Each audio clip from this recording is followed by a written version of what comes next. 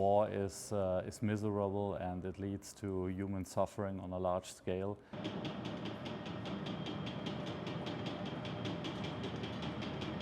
So nobody is happy that the war is going on, and we hope for peace.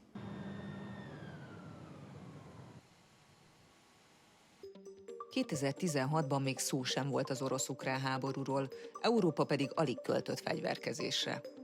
A magyar kormány mégis ekkor indította el a haderőfejlesztési programot, mert a honvédség eszközei gyakorlatilag használhatatlan állapotban voltak. A cél egyszerű volt, lecserélni a hidegháborús technikát korszerű, NATO-kompatibilis eszközökre, és ahol lehet, Magyarországon is kiépíteni a gyártást.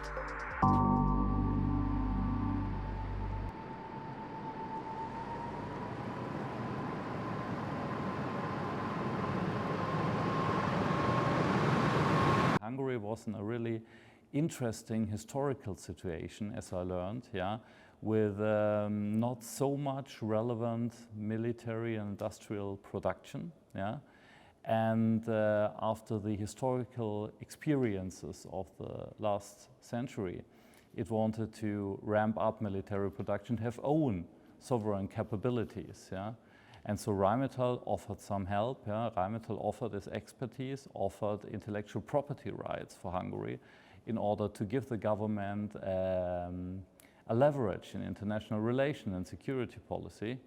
And that was well accepted and welcome. And so one led to the other, and the Lynx was commissioned by the Hungarian government as first European government. So that was, for us, a really relevant order intake and a really relevant partnership. So Hungary became labeled a home market for Rheinmetall. It is a long road to get to where we are, but we still have a lot of work ahead of us. So when in 2020, Rheinmetall and the Hungarian government signed the contract for the Lynx infantry fighting vehicle, it was not just the modernization that was a focus. The modernization of the Hungarian defense forces was one key intent of the Hungarian customer. The other was building a national defense industrial capability. And when we decided together on Zalaegerszeg, it was a green field. Not just literally, it was a green field where we're standing here today. It was also a green field when it comes to the wider Hungarian economy and industry, because the defense industry ecosystem did not exist. So we had to start really from scratch, from literally a green field.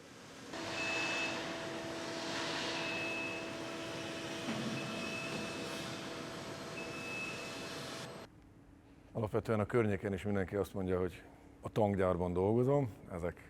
Ez alapvetően egy téves megfogalmazás. Ezek nem tankok, ezek páncélozott gyalogsági harcjárművek. Alapvető különbség a két járműtípus között, hogy a tankokban általában a 3 fős személyzet tud csak utazni. Ezeknek a járműveknek viszont az elsődleges szerepe az a gyalogság hadszíntérre juttatása megfelelő védelmi szint mellett a lehető leghatékonyabban. Termelési osztályvezető vagyok, én felelek a jármű alapanyagtól a kész járművig tartó összeszerelésért, hegesztésért és az összes folyamatért. Gyerekkorom óta megvan ez a szenvedélyem, makettezek is, és elég kézenfekvő volt, hogy mivel ide költözött a Rheinmetall, ezért élőben is felépítsem a járműveket, amit otthon esetleg műanyagból sikerült felépíteni, annak egy része legyek akár itt a gyáron belül.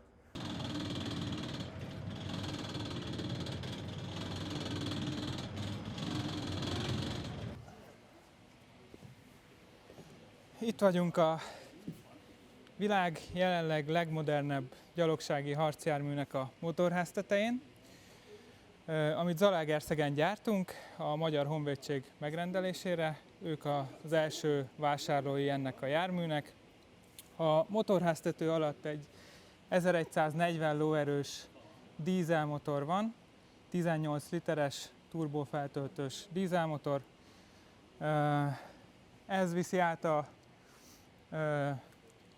hajtást a lánctalpakra, ami gondoskodik arról, hogy a legbonyolultabb terepen is legalább 70 km/h tempóval át tudjon menni.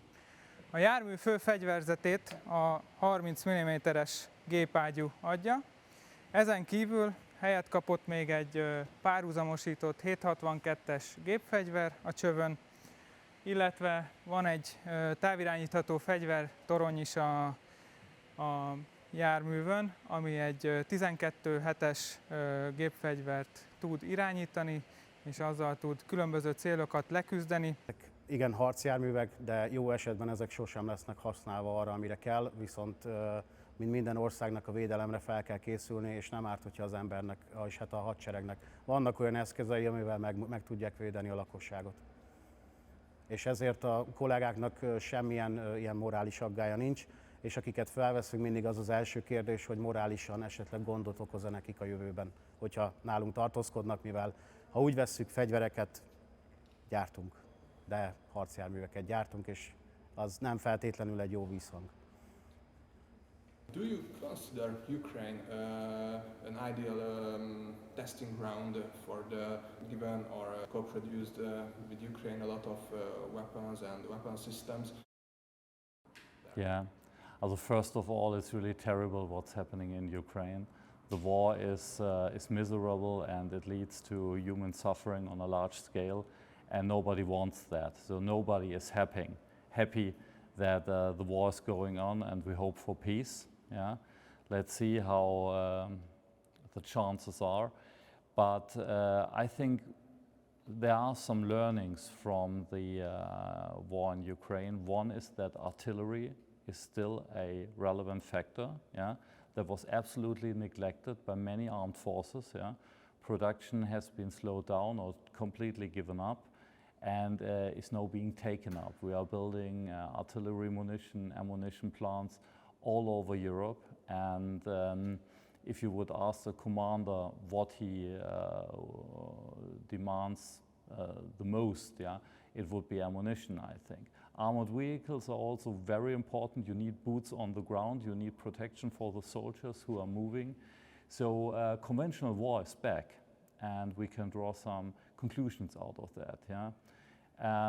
So the entire war theater is now a combination of conventional, entre parentheses, warfare and new technologies like artificial intelligence, which help to have precision strikes and to be more efficient in the use of weaponry.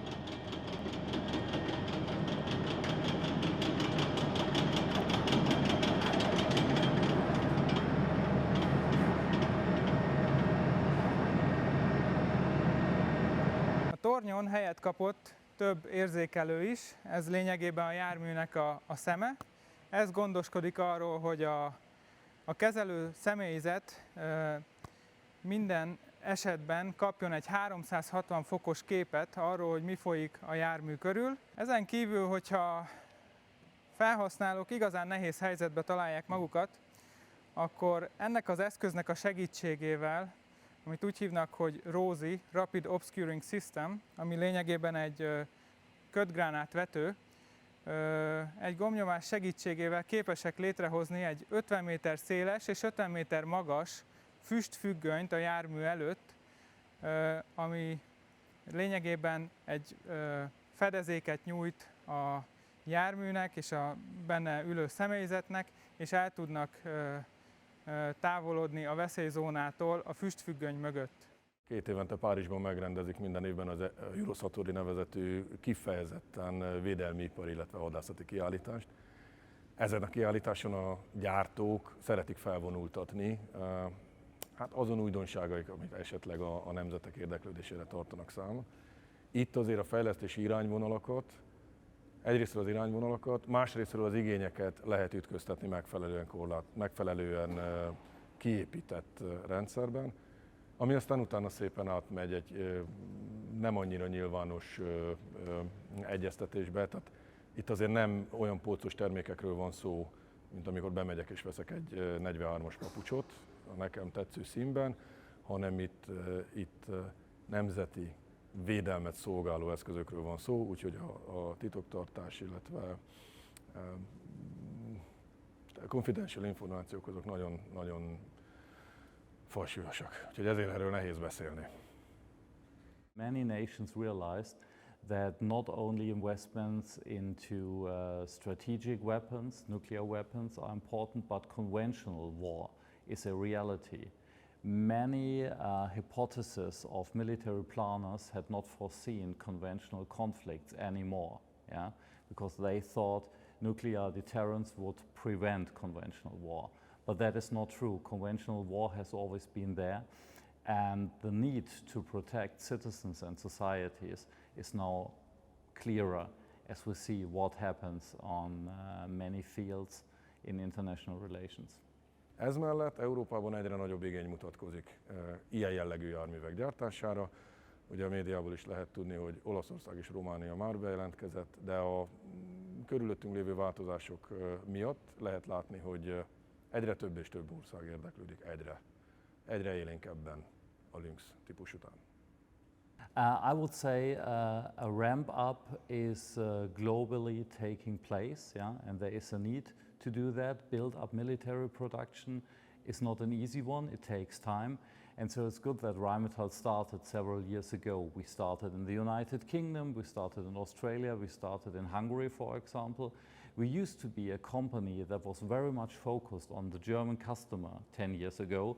And then we strived for internationalization. We opened new home market, we built strong partnerships with governments all over the world and invested together with these partners. And so we are prepared. We have now a global defense ecosystem which feeds and fits into each other.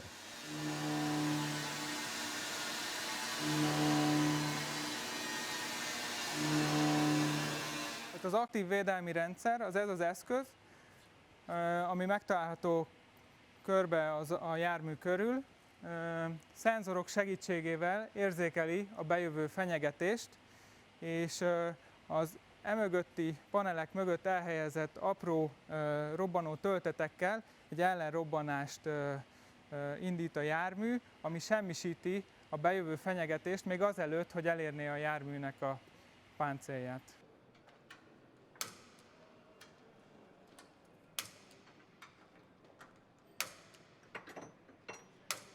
European funds are open for member states who want to invest and build up capacities, and I think that's really helpful. And the European Union or European member states united can also have an impact on military planning and develop systems together. And it's also true that many European countries which are not member states of the European Union try to take the advantage out of that. For example, the United Kingdom, Great Britain, has now concluded the Trinity Agreement with Germany and has concluded other agreements with European member states in order to align security policies with them. So I see a greater level of coordination and military planning together within Europe.